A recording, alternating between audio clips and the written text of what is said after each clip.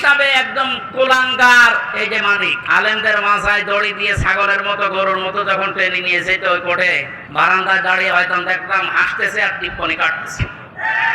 বিচারপতির নাম নিলাম এই কারণে, নাম নিয়েও গোনা হবে, কারণ এ মানুষের পর্যায়ে পড়ে না। ইসলামকে এই দুনিয়া থেকে মিটানোর জন্য বিশেষ করে বাংলাদেশ থেকে যারা ভূমিকা পালন করেছে বেশি, তার ভেতরে এই অবৈধ বিচারপতি একজন। আসসালামু আলাইকুম ওয়া রাহমাতুল্লাহি ওয়া বারাকাতুহু। আশা করি আপনারা অনেক অনেক ভালো আছেন, আমিও ভালো আছি আলহামদুলিল্লাহ। দীর্ঘদিন পরে আপনাদের সামনে একটি ভিডিও নিয়ে আসছি। আপনার আমার প্রিয় ব্যক্তি মুফতি আমির হামজা হুজুর মানিক সম্পর্কে কি বললেন, মানিক যখন বিচারপতি ছিলেন তখন তিনি হুজুরদের সাথে কি ব্যবহার করেছিলেন, বিস্তারিতভাবে সম্পূর্ণ ভিডিওর মধ্যে রয়েছে। আপনারা যদি সম্পূর্ণ ভিডিওটা দেখেন তাহলে পুরো বিষয়টা বুঝতে পারবেন। সম্মানিত দর্শক, চলেন কথা না বাড়িয়ে সম্পূর্ণ ভিডিওটা দেখে আসি। ওর কথাবার্তা শুনলে শয়তান পর্যন্ত হাসে, বলে আল্লাহ তুমি আমারে শয়তান বানিয়েছো। এটা চোখে দেখোনি? আমি মাঝে মাঝে ওরা দেখি আর ভাবি আমি তো শয়তান দেখি না, যদি দেখতাম মনে হয় এরকমই হতো। একটা টাটকা নির্ভেজাল শয়তান। সুতরাং এরকম শয়তানের অনুসারী যারা আছেন, তরিন আফরোজ থেকে বহু শয়তানকে 15 বছর দেখলাম। এখন ইসলামের যে উর্বর ভূমি বাংলাদেশে হচ্ছে, চলছে, কায়েম হওয়ার পথে, বাধা দিতে আসলে কিন্তু বিকাল 5টার আগে কোনো ছাড় নেই। এটা তো গেল কামলাদের।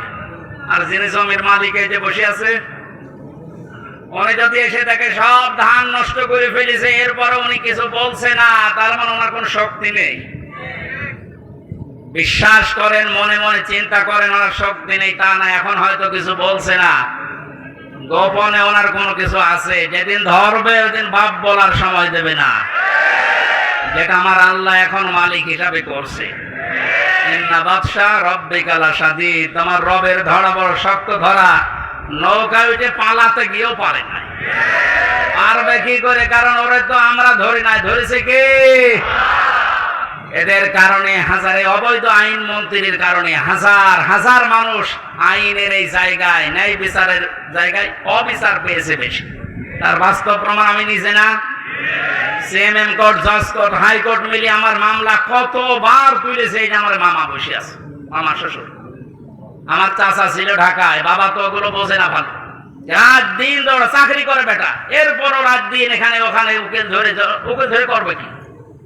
এখন যারাই ধরবে, যত বড় উকিল ধরুক, আর এক উকিল তো বসে আছে ওখান থেকে, যতক্ষণ সিগন্যাল না পাবে আমার নাকি বের হওয়ার কোনো একটা বিচার হইলো। আর প্রতিদিন টিভির সামনে এসে সন্তানদের নাকি লেকচার দিচ্ছে যে আমরা ন্যায় বিচার কায়েম করে ছেড়ে দিচ্ছি।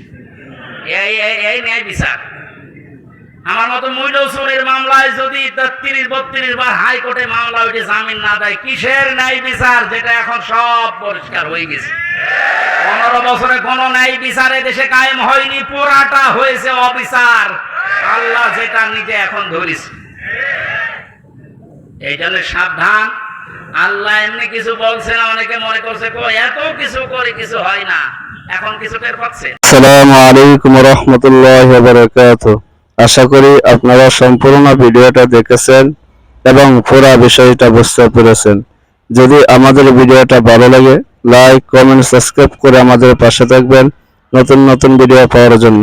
আপনারা ভালো থাকেন, সুস্থ থাকেন। আসসালামু আলাইকুম ওয়া রাহমাতুল্লাহ।